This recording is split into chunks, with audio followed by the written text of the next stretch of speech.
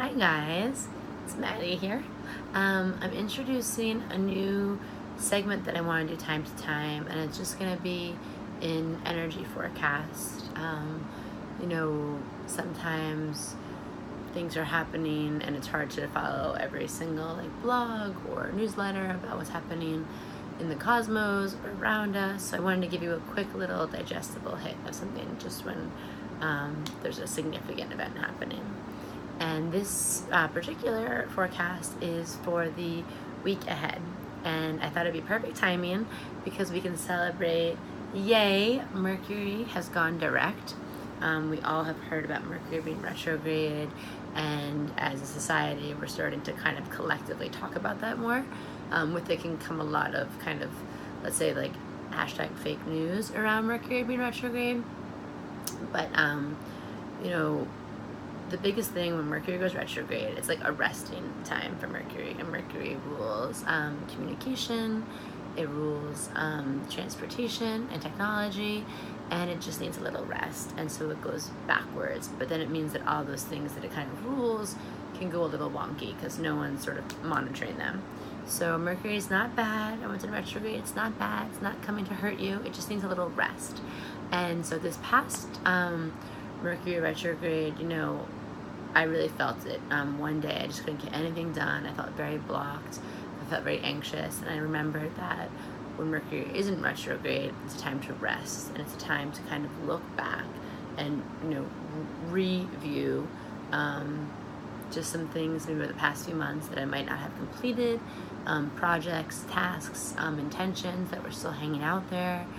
It's a time for all of the energy, recharge, renew, replay certain things, and it's kind of gives us a nice permission. Again, astrology is just about a big calendar or clock in the sky that gives us a rhythm to do things in life. So Mercury retrograde was this time where things might have gotten shaken up. You might have had weird communications with a romantic partner or a business partner, or you might have felt like you couldn't get some of your technology to work, or you were struggling to plan a trip, or you couldn't really close a deal that you're working on, and that's fine. That's actually what Mercury retrograde, we're not supposed to do any of those things. But as of this weekend, on Saturday, Mercury has gone direct. But just like anyone coming out of a deep snooze, it's not instant. It's not an instant change. Mercury needs some time to grab a cosmic cup of coffee and get the day started. So we have a few more weeks until Mercury goes back to the degree it's supposed to be in.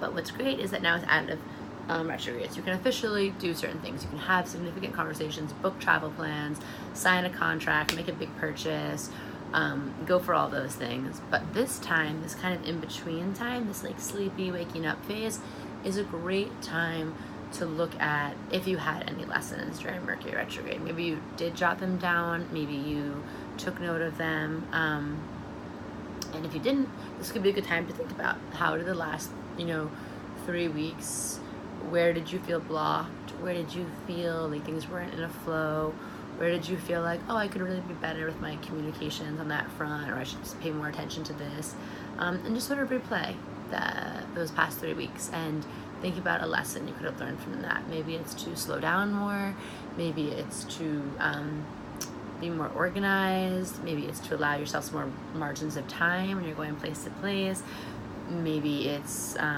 being better, more diligent with your meditation practice. You can feel more calm in the morning.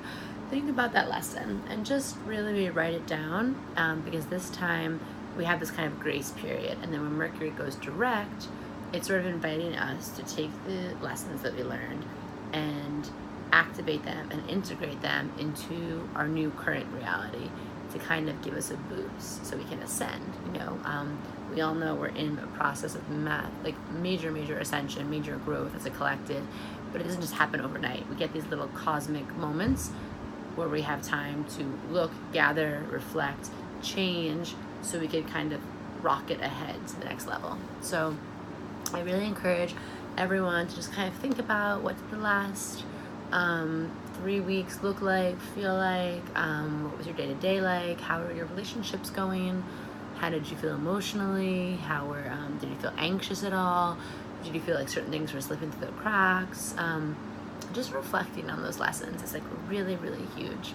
And we're also in a waxing moon phase, which is all about the power of like, it's when the new moon is going into the full moon, and it's the moon is becoming more visible. You might see it in the sky as that little sliver right now. And what that means is that like our power is becoming more evident and more visible, and that our intentions we might have set during this past new moon solar eclipse, if you had any, it's a good time to just spend like visualizing those intentions and how they would feel in your life. And so kind of adding this waxing moon phase into this Mercury direct, it's a great time to just kind of think about like, wow, what would my life really feel like? What would my day-to-day feel like? How would my projects, how would my bank account look? How would my love life look if I kind of activated these new moon intentions and coupled them with my Mercury retrograde, like homework notes, little like, you know, sort of assignment that I got from Mercury retrograde. So just spending some time to reflect on that would be great. And just be easy on yourself. While Mercury isn't exactly direct yet, there still might be little fumbles here and there. But the good news is the coast is clear. We're all set. And, you know, I just wanted to pull one little mantra for us from the Sacred Creators Oracle deck, just to have for the week.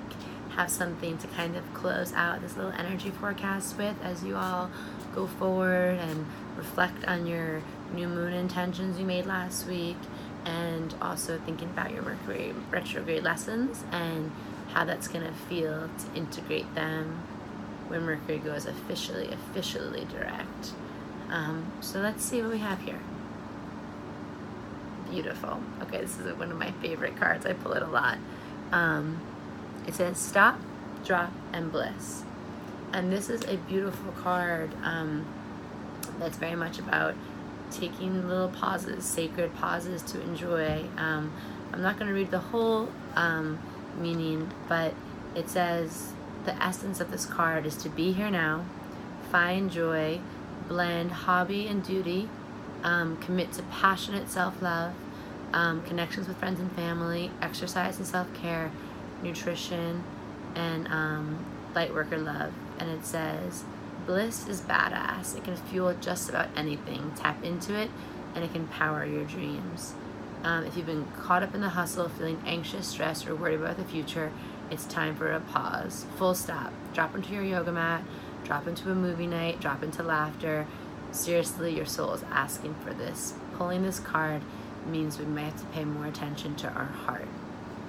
So that's a perfect coming off Mercury retrograde, where we're still Mars is still retrograde, so we are still in this like cosmic pause moment, but we're ready to really activate our new lessons we've learned. So really pausing, continue to take good care of yourself. We're in the last bit of Leo season, which is all about pleasure, courage, you know, enjoying yourself and really honoring your heart energy. So just finding some ways to do that. And if you have any questions, you can always email me or DM me. And we're going to be doing these videos more often. So if there's something you want to hear about, you know, living more cosmically thriving with you're learning about astrology, tarot, crystals, meditation, sacred sexuality, any of the tools that we use, we would love to hear from you. So guys, enjoy, celebrate. Mercury is not retrograde anymore. Go out there, have fun with your intentions, and go live your most cosmic AF life.